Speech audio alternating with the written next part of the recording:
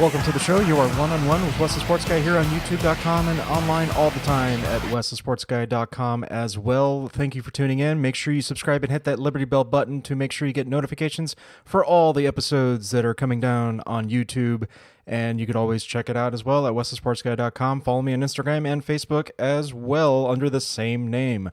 Going into it this week, the NFL is returning. We've got preseason games starting, but I'm not going to go into an NFL preview just yet. We're going to wait a little bit longer for the massive rosters to kind of dwindle themselves down from 90-some-odd players down to the final 53-man roster just about that time when it comes before the season starts. I will have a preview for you at both YouTube here on this show at One-on-One and also at westhesportsguy.com as well. Tune in and make sure you don't miss out because I do go pretty in-depth with my football previews every single year, as well as a week in review for every week of the season, including playoff time. So we're ramping it up. It is ready and go time for the NFL. But I'm going to start on a different path this week, and I got to get it out of the way again because apparently now the anthem protests are starting up again, and everybody has to put in their 2 cents. So I guess I have to put in my 2 cents again because the president, Donald Trump, has weighed in as well. So gonna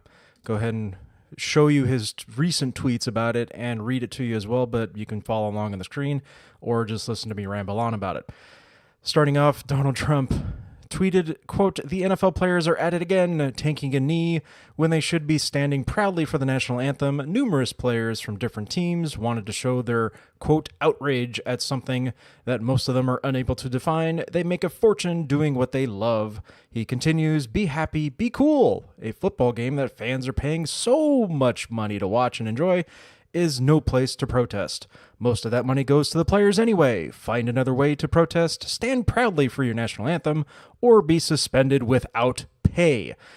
As if he has control over that. But again, I digress about what our president, whether or not you voted for him or not, he is the president of the United States. He decides to weigh in on these anthem protests. Again, as I've said before, the NFL could have solved this problem a long time ago by instituting a policy that they have supposedly instituted now, but there is a bit of pushback, obviously, from the Players Association. They do not want their players to be punished for doing something that is within their rights to do. And again, my whole stand on it is that the players do have a right to do this, but also the league has a right to institute a policy once and for all, curtailing it or embracing it, whatever they want to do, but they have a right to do that as well. If they're going to punish the players, that obviously needs to be collectively bargained, you could say. And it really doesn't have to because the players gave a lot of power to the commissioner, Roger Goodell, in the first place when this whole collective bargaining contract went into effect. So you can kind of blame the players for this fiasco as well. But going back to the whole point of this anthem protest thing, the person that started this, Colin Kaepernick, he is protesting, or was protesting, I should say. He's not even playing in the NFL right now. But he started this whole thing as a protest against what he believes was what the American flag stood for. That was the start of this. Some players went along with that, but other players took it and decided to protest different forms of the American flag, not mainly what it stood for or anything like that, but they wanted to go after social justice issues, Black Lives Matter, many other issues that they feel were important, and rightfully so. They deserve to be discussing the important issues that they feel they need to be, but also I would like to say there's a time and a place for it, and whether or not it's going to be before a football game, I don't know is the best time to do that, but you certainly have the right to discuss that and protest as well. But again, there are different ways of going about this, and you can talk about it all you want when the game is all said and done, but you're going out there to play a football game. I think that's a little more important at that time. I digress. Again, we shouldn't be talking about this. It should be quelled and over with, but yet we still are. And for me, that's the end of it. I'm done.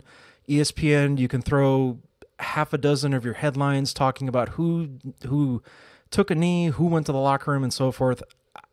fine. It's clickbait. People are going to click on it, and they're going to find out whether or not they're going to get pissed off about those particular players, whether or not they're going to embrace this all over again, and we just ramp it up going into the football season. It's going to be football, for the love of God.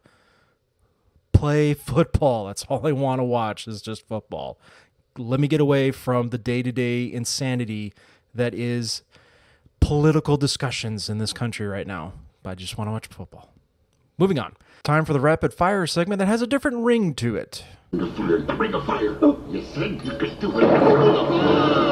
Ring of Fire segment this week, I got a couple quick topics here about baseball. Jayson Werth, who is now retired, sort of. He hasn't actually said he's retired, but he's basically done playing baseball. He was playing for AAA Tacoma for the Seattle Mariners earlier this season, but he has since ceased playing baseball. He was quoted as saying that he has a beef with, quote, baseball nerds, which entails the analytics part of baseball that is starting to take over in a lot of front offices, GMs, president of baseball operations, and so forth, lots of different positions in front offices around the game. And he has a bit of a problem with baseball nerds. I kind of don't really have a problem with them. I mean, I'm kind of a nerd myself when it comes to baseball. I love the statistical side of things. I don't really like the shifts and the different, in-game management that's going on with baseball, because I think it's just kind of slowing things down and it's becoming tiresome, especially with the bullpen changes. That's pace of play. You want to talk about that? I can talk about pace of play when it comes to the bullpen changes that a lot of these managers are doing nowadays when it comes to matchups. But I digress. Again, Jayson Werth has a problem with the baseball nerds thinking that they're ruining baseball. He's not the only one. Goose Gossage, a Hall of Famer, recently said a few months back that essentially the same thing was happening, and he went a little bit more vulgar in his language in discussing that. But again, they're making the point that the game has become stale. It's not fun to watch anymore. They have a bit of a point to that. I'm not going to blame it all on the baseball nerds, though. But there are some people that take it a little overboard. Now, there's some front offices and managers that are embracing it, but they're also going still with the old school aspect of managing a baseball game and a roster. And it's working right now. Look at the defending champions, the Houston Astros. They embraced the analyticals, but they brought in a manager that was willing to use that and still go with the old school stuff as well in AJ Hinch. It's working for them. So it's you have to modernize, you have to get with the times, and that's the way the trend is going right now. I don't think it's going to go away anytime soon because the technology is there and baseball is going to use it. So I'm not going to say a bit of sour grapes for Jayson Werth, but baseball was good to you. You got a $100 million contract from the Washington Nationals after you left the Phillies, so I don't think you have a lot to complain about, Jason. I'm sorry. And a quick note here, Felix Hernandez, King Felix of the Seattle Mariners, longtime ace for that franchise, has been bumped out of the starting rotation after having another rough outing in his latest start earlier this month here in August. He has been removed from the rotation to the bullpen. Whether or not that's actually going to be a bit of a wake-up call for him going forward with the Mariners, because he still will be under contract for a little bit longer, but again, one of the longest tenured players in that team, essentially was the face of the franchise for a long time.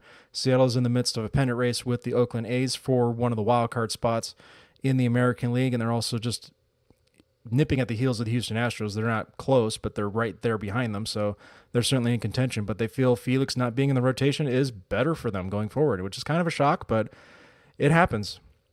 The best of the best lose their spots sometimes, and I'm not saying it's the end of the line for Felix Hernandez, but once his contract is up with the Mariners, I don't know if another team's going to take a chance on him, but we'll wait and see.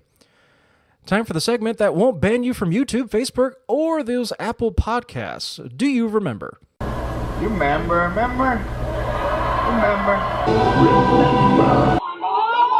You remember Joe Simpson? Well, he's a baseball analyst currently for the Atlanta Braves. But essentially, he likes to shoot his mouth off for unknown reasons. Again, he is an analyst, and he's supposed to do that. He's supposed to analyze situations.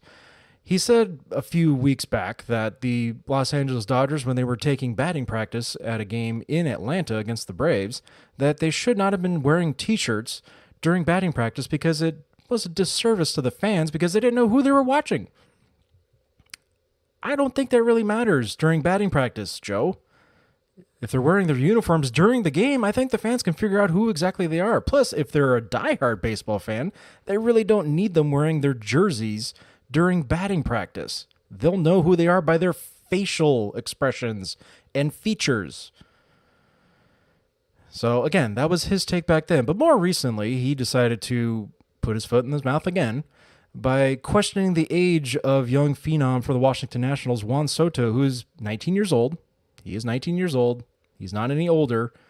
But he brings up a point that years ago, many Latin players were lying about their age, namely Orlando Hernandez, Livan Hernandez, and a handful of others who ended up jumping in age about 3, 4, sometimes 5 years.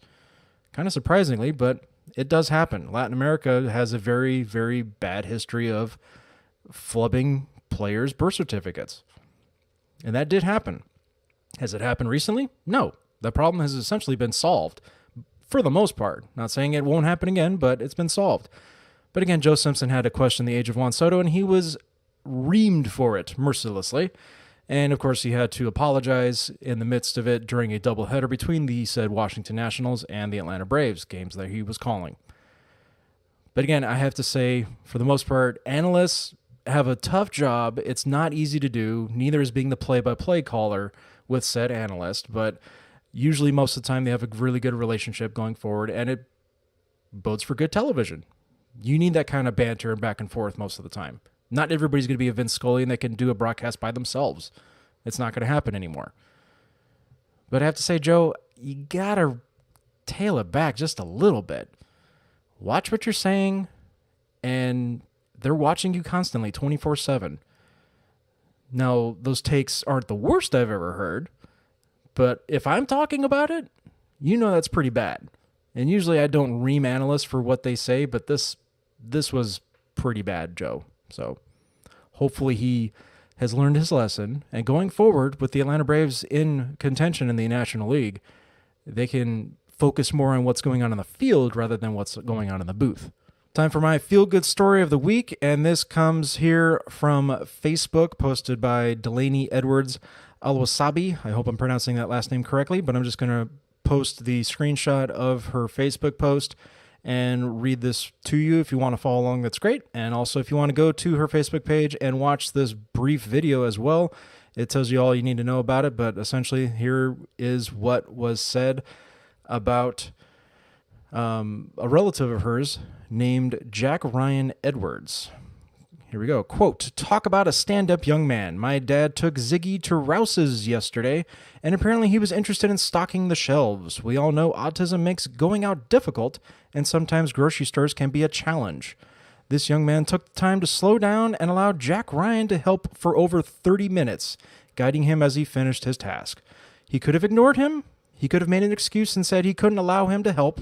Instead, he let him have his moment and in turn gave my family a moment we will never forget. It might seem like nothing to others, but as you can hear my dad say in the video, quote, 'I'm watching a miracle right now. Let's find out who Jordan at Rouse's on Drusilla is and hook him up with something awesome. Anyone have any ideas?' Well, what ended up happening is a GoFundMe page was created for Jordan. Jordan Taylor is his full name, who works at Rouse's there in Drusilla, Louisiana, helping out Jack Ryan Edwards, who was mentioned has autism, together stocking shelves. And it was a great moment to watch on video on Facebook. You can go to that Facebook page that I just showed you there on a screenshot, and makes you feel good about yourself. It makes you also feel good about humanity as a whole, that there are still great people out there that are willing to help no matter who it is and the situation. We are always willing to extend a helping hand and just be kind. Be kind to one another and learn from this, and just going forward, continue to just show that, and you will be shown kindness in return, as well as Jordan Taylor has with a GoFundMe page to essentially help him go through college as well. So good on you, Jordan. Good on you, Jack Ryan Edwards, as well. I salute both of you. Good job, and a great example to set going forward for the rest of your lives. That is all for this week. I will see you next week for episode 23 of One-on-One with yours truly, Wes the Sports Guy, here on YouTube. Go and hit that subscribe button and the Liberty Bell to make sure you get those notifications for every new video that is posted every single week. I will see you next time. I've been down so long that my crown and gold is destined.